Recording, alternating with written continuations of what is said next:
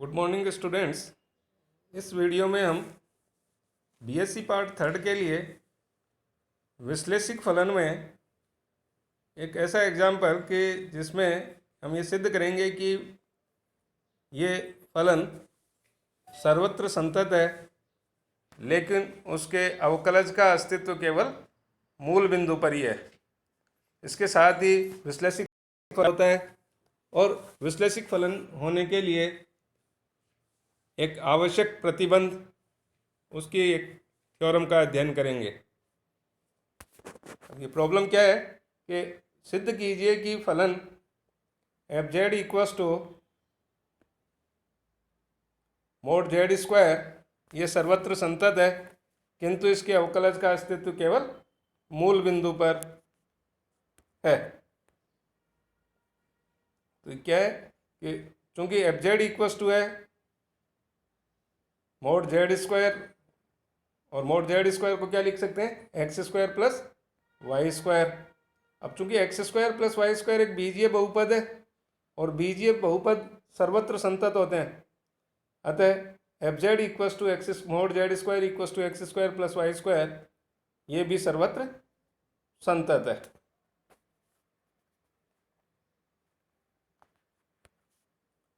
अब हम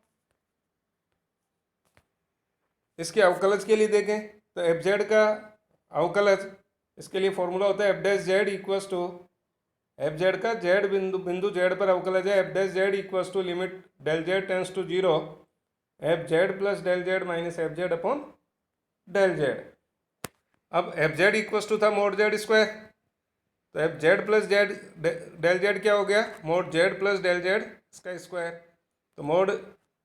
limit F dash Z equals to हो गया limit del Z tends to zero mod Z plus del Z का whole square minus mod Z square upon del Z. और mod Z square होता है Z into Z bar, तो mod Z plus Z del Z इसके square को क्या लिखेंगे, Z plus del Z into Z plus del Z bar, और mod Z square हो गया जेड जेड बार, तो माइनस के Z Z bar upon del Z. यह limit del Z tends to zero equals to हो गया Z इनके Z plus del Z, इसके पूरे के बार को लिख सकते हैं z bar plus del Z bar, और उसके बाद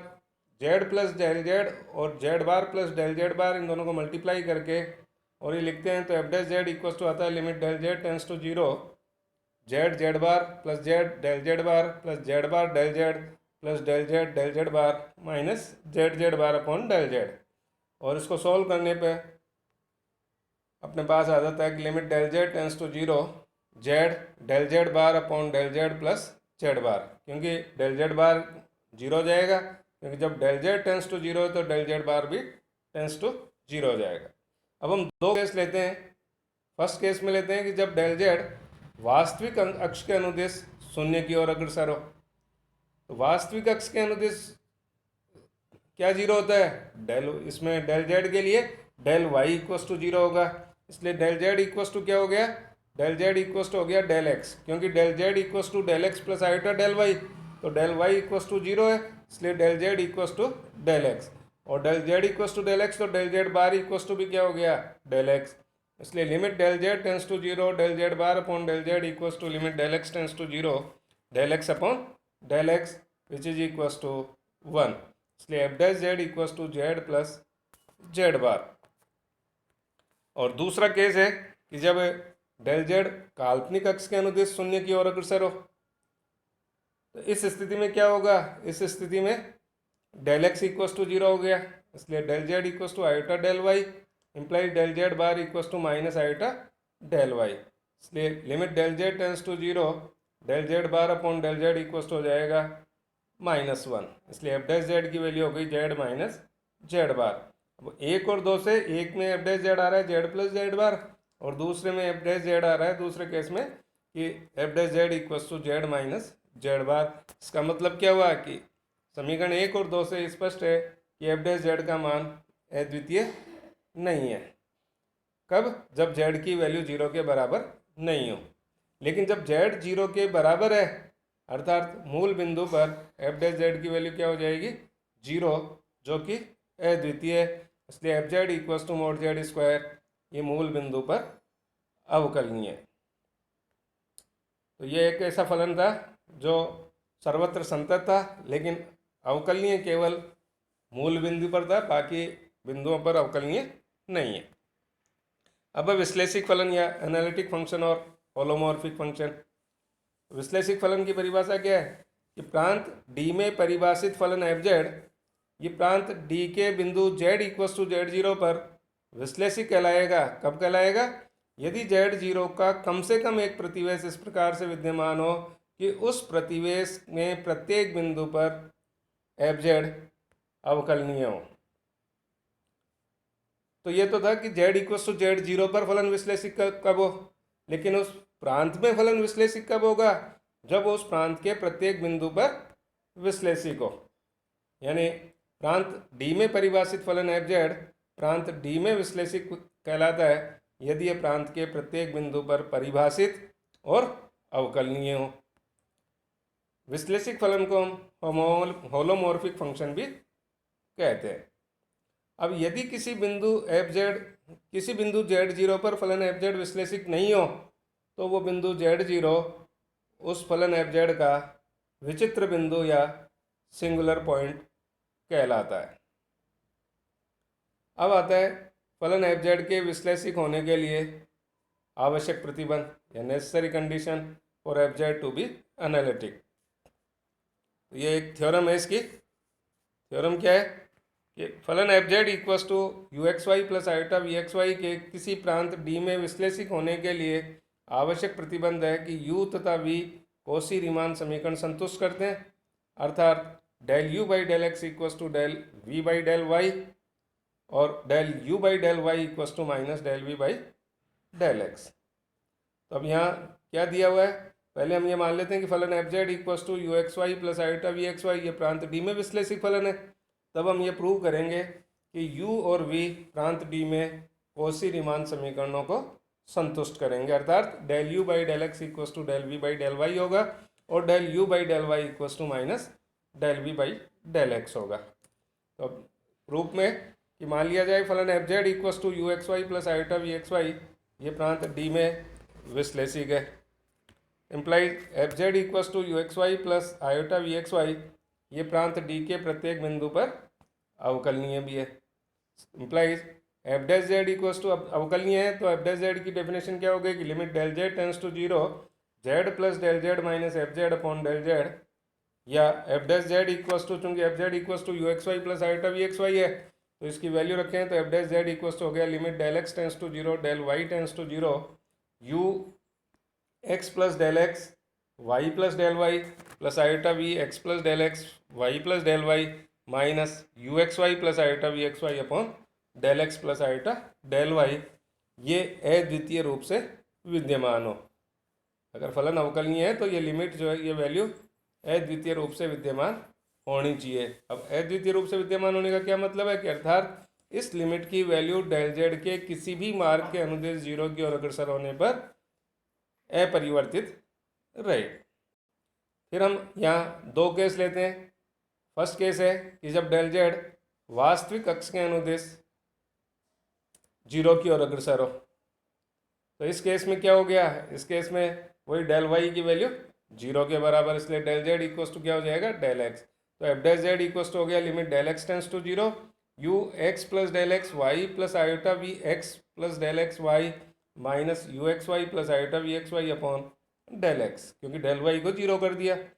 इसलिए अब इसमें u x plus del x y के साथ में यू एक्स वाई ले लो और v x plus del x y के साथ में वी एक्स वाई ले लो, तो इसके दो पार्ट कर दिए, तो एफ डैश जेड को हम यूँ भी लिख सकते हैं। अब limit del x tends to zero u x plus del x y minus u x y upon del x, यहाँ यू में का एक्स के सापेक्ष परिवर्तन हो रहा है और ये एक्स के सापेक्ष परिवर्तन की दर, तो इसकी डेफिनेशन हो गई है यू का एक्स के रेस्पेक्ट में पार्शियल डिफ्रेंशिएशन है, तो del u by del x, और इसी तरीके से ये हो गया del v by del x. तो एफ डैश जेड की वैल्यू आ गई इस केस में del u by del x plus iota del v by del x. इसी तरीके से सेकंड केस है कि जब डेल जेड काल्पनिक अक्ष के अनुदिश 0 की ओर अग्रसर हो, तो काल्पनिक अक्ष के अनुदिश डेल एक्स बराबर 0 होगा, इसलिए डेल जेड की वैल्यू हो गई iota del Y.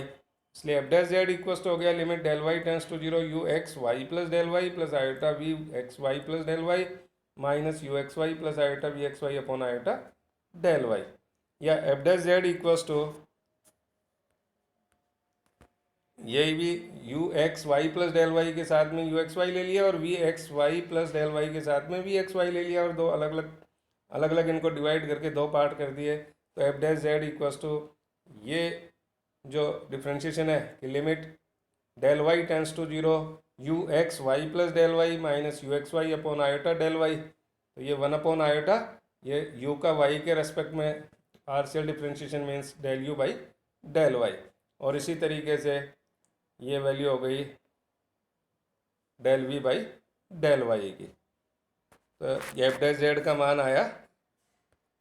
1 upon iota del u by del y plus del v by del Y.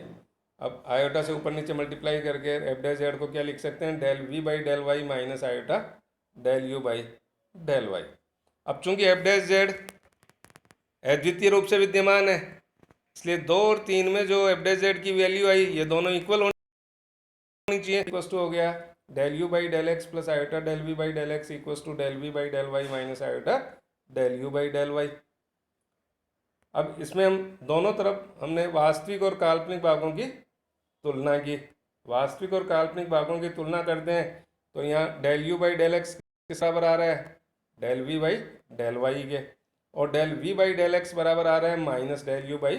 Del y के। इसलिए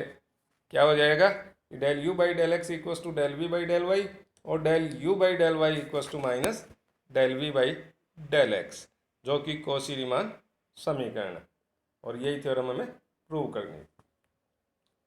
अब इसी पे एक बेस्ड एक इसमें टिप्पणी है कि यदि एफ जेड अवकलनीय है, एफ जेड अवकलनीय है तो एफ डैश जेड को हम क्या लिख सकते हैं, del u by del x plus iota del v by del x, और इसको लिखा जा सकता है del by del x of u plus iota v, और u प्लस आयोटा वी होता है f के बराबर, तो इसको लिख दिया del f by del x. यानी एफ डैश अगर एफ जेड अवकलनीय है तो एफ डैश जेड का मान हो गया del f by del x. इसी तरीके से डेल एफ डैश जेड को हम कॉची रीमान इक्वेशंस को अगर काम में लेते हैं तो ये del u by del x हो गया del v by del y के बराबर, और del v by del x हो गया minus del u by del y के बराबर। तो इसको हम यूँ भी लिख सकते हैं कि माइनस आयोटा कॉमन लेके del by del y of u plus iota v, या minus iota del f by del y. Thank you.